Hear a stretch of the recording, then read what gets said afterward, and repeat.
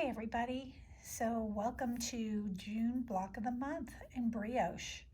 Hey, this is a challenging month, so I want to show you a little bit about this on my practice piece, and so we're going to talk about this.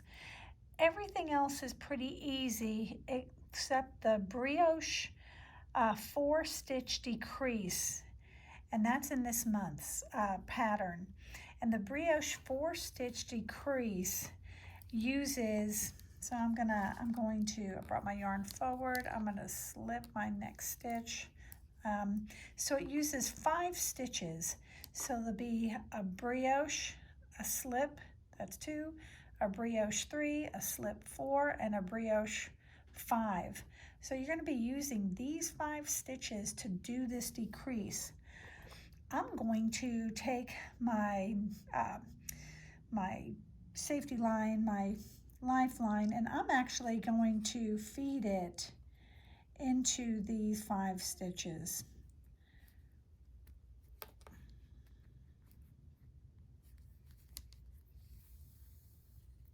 And I'm just going to leave it there. I'm going to leave it right there. So let's talk about how we do this now.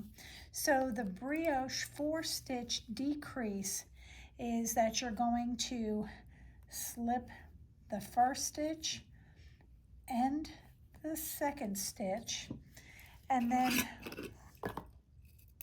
when you get to the third stitch, I have to grab a stitch marker. The third stitch is this brioche stitch. You are going to take it, I used a stitch marker. I'm going to take the whole stitch, the yarn over and the stitch, and I'm going to take it off and hold it to the front, almost like you were doing a cable, okay?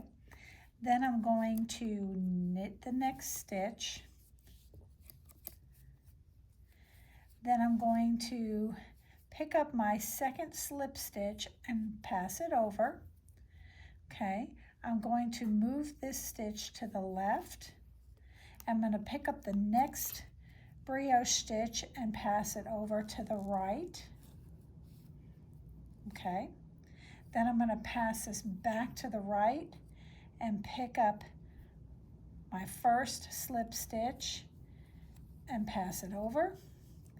Now I'm going to take this held stitch, I'm going to put it back on the left needle, and you want to make sure that you get your stitch and your yarn over. And once I've got that back on, I'm going to put this stitch on my left needle, and I'm going to pick up that brioche stitch and pass it over there. And then I'm going to move the stitch back to the right. So now you can see that all 3 of these come together to meet in the middle. And you have now decreased 5 stitches down into 1, thus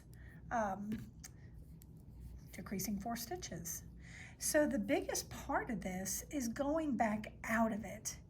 And that seems to be hard. And so that's one of the reasons I found, even in mine, I left this, I only threaded this lifeline in the places that I needed it, which was under this particular stitch. So I might take my lifeline, and if the next one isn't till here, and I'll just thread it under the 5 stitches I'm going to do next, and I may not do all of them. That's up to you. I found that backing out of this was difficult. So let's see if we can back out of it, undoing it in the opposite order. So we're going to put this back on the left needle. We're going to pick up the brioche stitch that we pulled over. We're going to hold that brioche stitch to the front. Okay. We're going to pick up the slipped brioche and put it back over. Okay. We're going to move this to the back to the other needle. We're going to pick up this brioche stitch and put it back over. Okay. Then we had a slip stitch. That was just a single stitch that we're going to put over, back over. Then we knit a stitch. Oh wait, we knit a stitch, so we're going to unknit that single stitch. And then we're going to put our held forward stitch back on the needle. And there we are. If I move these two back over,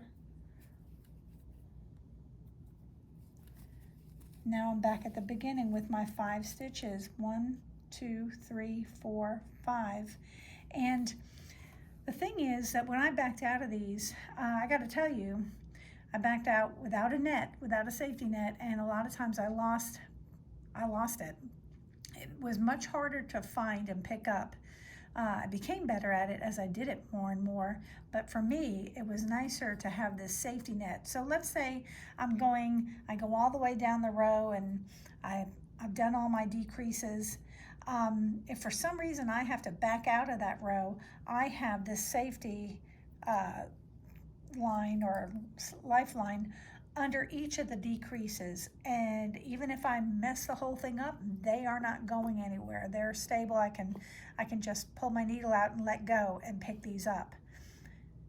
But it is best for you to learn how to do the stitch and then undo the stitch. The rest, there is an increase, which is a 2-stitch increase. Instead of bark yarn over bark, you actually bark yarn over bark yarn over bark, and I don't think that anybody needs that help. It's pretty self-explanatory, but we'll review it in class. So for right now, this is where I'm going to leave this, and if you want to practice that on your piece, you can do that. If you want to be ready for your piece for tomorrow, you can, the repeats are a repeat of 20 stitches plus 25. So you need at least 45 stitches on your practice piece. If you don't have 45 stitches on your practice piece, then the get ready should be adding stitches so that you have the correct number. All right, if you have more than that, then don't worry, just leave it as it is and we'll talk when you come to class. All right, I hope this helps. I hope you have a moment to look at it before class. And I look forward to seeing everybody this weekend. Thanks. Bye.